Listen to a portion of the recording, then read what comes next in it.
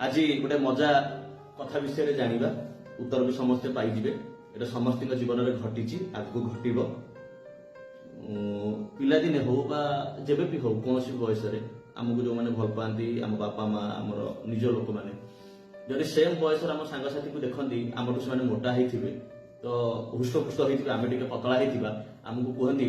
कि देखिलु तू जहाँ खाऊ से भी खाऊ सी कि मोटा हो गया तू पतला हो सेम खाଇବା खाऊँ सी अल्प खाइले मोटा हो तू बहुत खाइले भी किसी होनी खाऊ जाऊँ कुआड़े छेड़ी भाया खाऊ बता भाया हो सब आमको शुणा पड़े जो मैंने पतला था जो मैंने दुर्बल था तो आप जानते आप शरीर विषय बुझंतु आम शरीर में पैनक्रियास अग्नेश्वर बोली गोटे ग्रंथि थाए से तीनोटी सेल थाए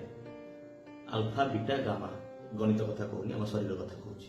अल्फार काम है आम शरीर में ग्लुकोज कमिगले ग्लुकोज परिमाण को बढ़ेगा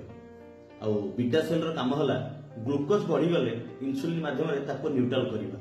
किंतु गामार काम है आम जो जो खाद्य खाऊँ जो से खाद्य पाचिकी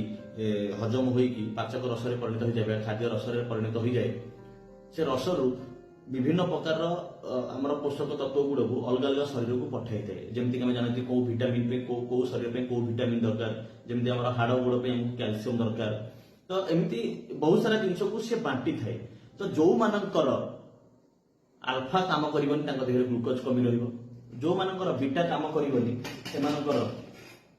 इन्सुलिन कमी